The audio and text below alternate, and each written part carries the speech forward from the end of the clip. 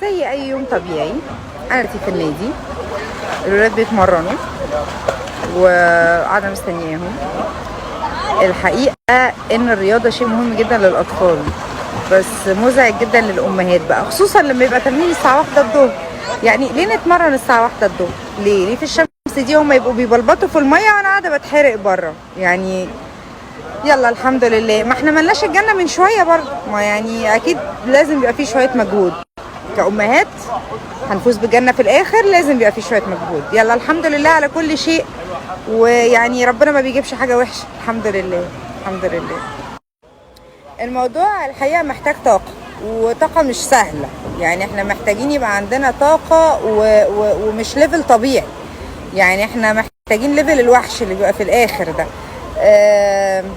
الحقيقة الله يكون في عون كل أم في الحر ده، تنزل الصبح عندها اونلاين، وما بالك بقى والاونلاين يعني الاونلاين ده يتألف فيه كتب والله. بس يعني الحمد لله يعني ان الاونلاين خلاص بيخلص، وكل ام هترتاح الحمد لله من الصحيان بدري للمدارس. هتبقى بتصحى بدري علشان تلبي الطلبات والاحتياجات. اي طفل طبيعي في العادي ايام المدارس دايما بيصحى متاخر عن ميعاد المدرسه، لكن في الاجازه بقى تلاقيه صحي ما شاء الله قبل ما البيت كله يصحى. والمشكله انه لما بيصحى ما بيبقاش عايز يصحى لوحده، ده بيبقى عايز يصحي النايمين. يعني عارفه انتوا النظام اللي هو ايه؟ لا انا مش هقع انا مش هقع لوحدي، احنا هنقع كلنا مع بعض. انا اللي كنت اعرفه ان الطفل ما عندوش غرائز انتقاميه، بس مؤخرا ابتديت اعمل ابحاث لان هبتدي اشكك في النظريه.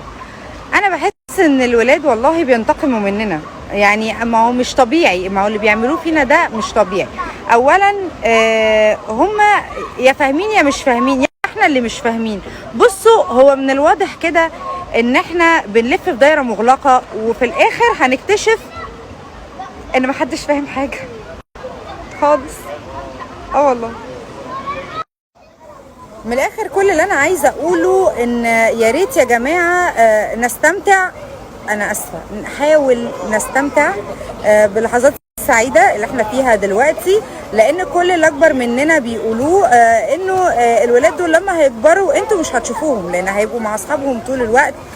وانا من موقعي هذا بحذر ولادي وبقول لهم ان لو شفتوا الفيديو ده ان شاء الله وانا لسه عايشه كمان 10 سنين ولقيتوا نفسكم خارجين مع اصحابكم، اعرفوا ان انا مش زي بقيه الامهات.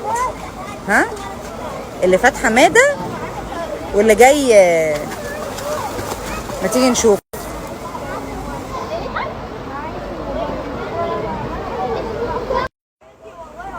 عايزه ايه يعني يا تيتي؟ يا بنتي ردي عليا يا حبيبتي، ردي عليا. انت بتبصي لي كده ليه؟ طب خلاص، لما يبقى عندك وقت فاضي ممكن نبقى نتكلم.